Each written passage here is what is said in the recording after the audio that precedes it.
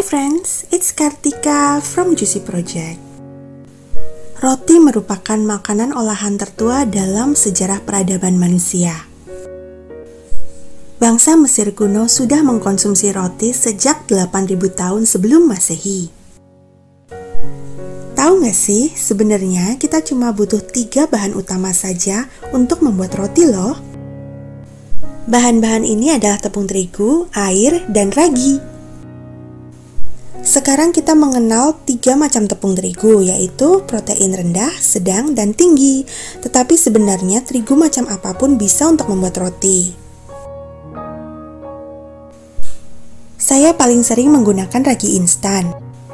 Tetapi zaman dulu orang menyisakan sedikit adonan roti dari hari kemarin untuk membuat roti di hari berikutnya. Inilah asal muasal sourdough. Yang terakhir, air yang kita gunakan boleh dingin atau hangat, tetapi jangan panas, karena ketika suhunya terlalu panas akan membunuh ragi. Ada 7 tahapan dasar membuat roti. Dan di video kali ini kita akan menelusuri tahapan-tahapan pembuatan roti ini satu persatu. Ayo kita langsung bikin.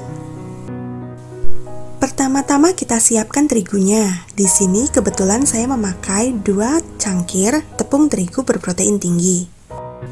Secara teori memang kita bisa membuat roti dengan tepung terigu berprotein rendah atau berprotein sedang. Namun gluten yang terbentuk akan lebih sedikit dan ini berpengaruh terhadap tekstur dan kekenyalan roti. Berikutnya campurkan 1 sendok teh ragi instan.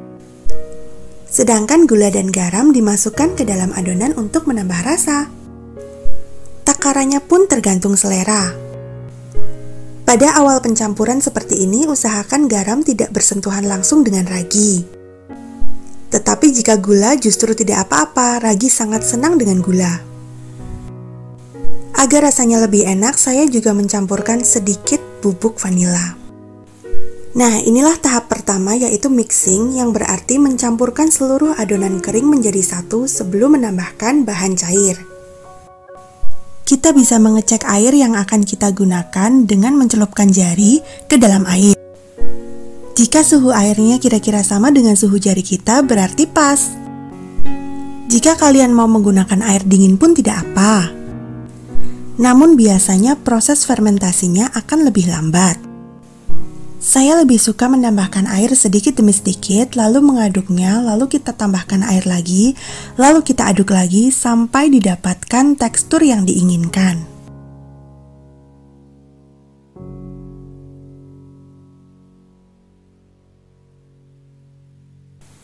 Nah, ini dia tekstur yang saya cari. Tidak terlalu basah, namun semua bagian tepung terigu sudah terkena air. Di sini sebenarnya kalian sudah bisa memulai proses autolisis atau hidrasi. Namun saya lebih suka menambahkan margarin dulu sebelum memulai proses autolisis. Jika proses hidrasi atau autolisis kalian mulai duluan, berarti margarin atau butternya kalian tambahkan ketika proses kneading. Selain margarin, kita juga bisa menggunakan butter atau minyak sayur. Bahan-bahan berbasis minyak tersebutlah yang akan membuat roti kita teksturnya lebih lembut. Nah, di sini saya memulai proses hidrasi. Hydrating atau sering disebut autolisis, ini adalah tahap di mana air berkenalan dengan tepung terigu. Perkenalan air dan tepung terigu inilah yang akan menghantarkan adonan ke tahap awal pembentukan gluten. Apakah tahap ini bisa di-skip? Jawabannya bisa kok. Namun jika kita men-skip tahap ini, kita akan membutuhkan lebih banyak waktu dan tenaga pada saat kneading atau menguleni. Tanpa hidrasi atau autolisis, biasanya saya membutuhkan waktu sekitar 30 menit untuk menguleni menggunakan mixer seperti ini. Tetapi ketika sudah melakukan proses hidrasi, saya cuma membutuhkan waktu 10-12 menit atau 15 menit maksimal.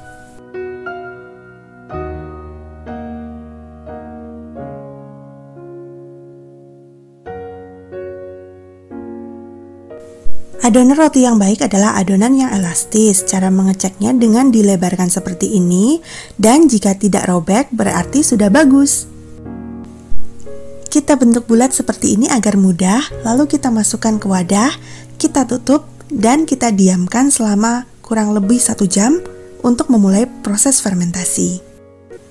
Ini adalah proses pembentukan gelembung-gelembung udara yang nantinya akan membuat roti kita jadi empuk. Karena suhu udara di Indonesia panas, fermentasi tidak butuh waktu lama, cuma 1 jam sudah jadi seperti ini. Tetapi kalian bisa kok memperlambat proses fermentasi dengan memasukkan adonan ke kulkas. Selanjutnya adalah kita bentuk adonan atau proses shaping.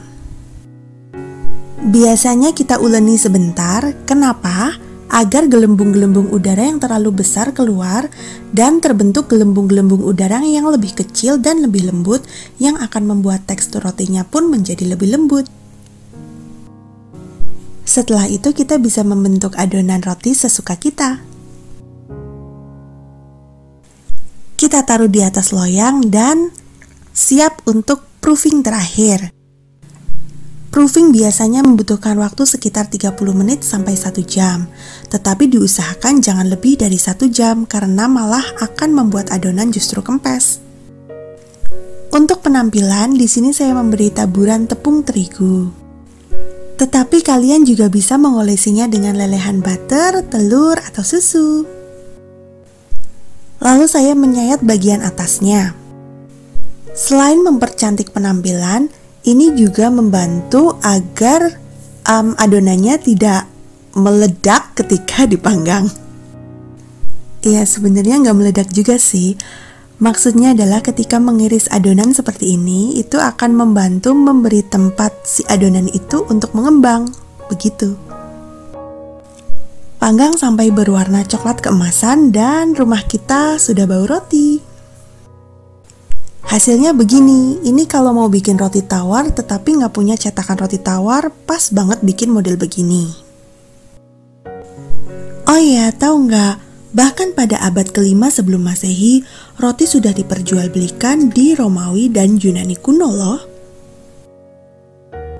Seperti biasa, resep lengkapnya ada di description box. Don't forget to subscribe and I'll see you in the next video. Bye! Thank you for watching.